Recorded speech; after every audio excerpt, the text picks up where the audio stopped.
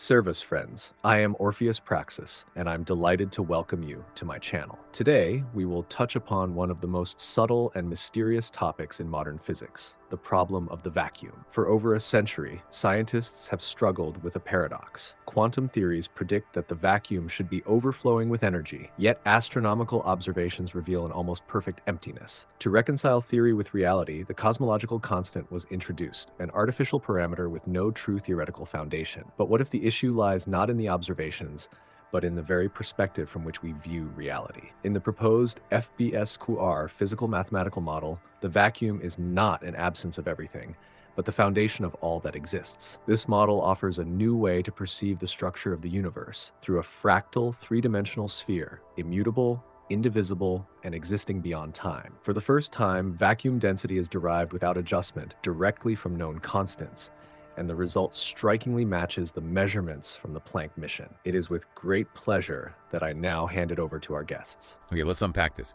Imagine everything around us, even the emptiness of space. What if that empty space isn't empty at all? What if it's actually a dynamic, fundamental part of reality itself? Today, we're diving into some, well, truly fascinating new research. It really challenges our understanding of the vacuum, kind of transforms it from just a passive void into maybe the bedrock of existence. Our mission for you is to pull out the most mind-bending insights from this material. And what's really fascinating here, this isn't just, philosophical thinking. It's a rigorously modeled concept. They describe the vacuum as a very specific mathematical object.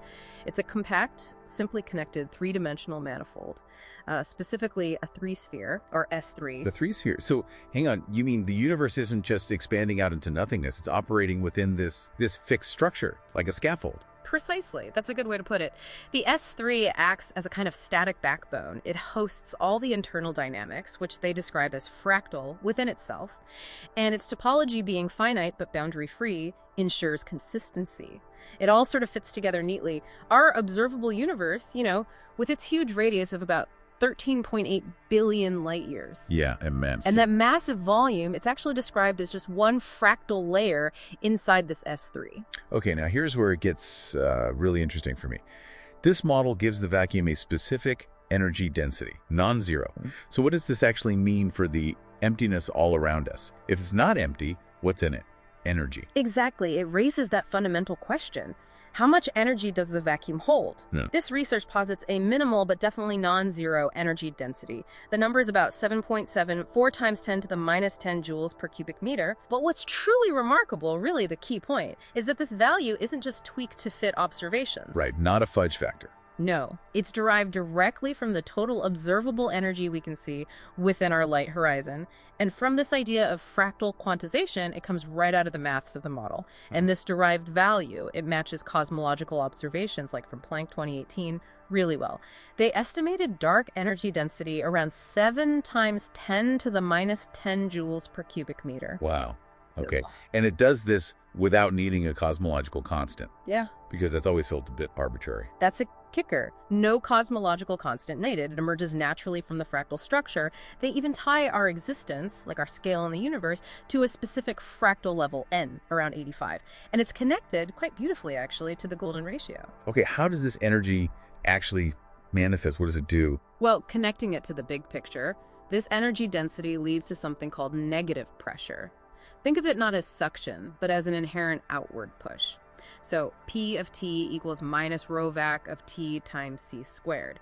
And this negative pressure is what drives the cosmological dynamics we observe, but within the static S3. It basically mimics expansion, but it's really energy redistributing across these fractal layers. So it looks like expansion from our perspective. Exactly. And it also suggests that geometry itself, even motion, might emerge from the amplitude of the vacuum's wave function. It sort of unifies things across scales with information flowing across this fractal S3.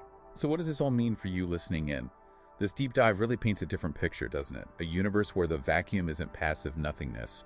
It's the core, maybe the conductor orchestrating reality. It feels like a coherent, really elegant framework connecting the very small quantum mechanics with the very large cosmology. Yeah, this model really positions the vacuum as the foundational medium. It's what sustains everything: observers, light, even geometry itself. It definitely encourages us to think critically. I mean, if the vacuum has this intrinsic energy, this structure, what other fundamental aspects of reality might be emerging from this nothingness that we just haven't grasped yet? Hmm. A truly mind-bending thought to leave you with. Thanks for joining us for this deep dive into the very fabric of reality. The vacuum is not a background, not emptiness, and not a mistake. The FBSQR model is not just a theory. It is an attempt to restore vision to science, to reunite physics with philosophy, and to remind us all that exists is interdependent. If you feel something real in these words, join us. We are not merely exploring, we are remembering. Subscribe to walk this path together with us. I am Orpheus Praxis, wishing you all clarity. Namaste.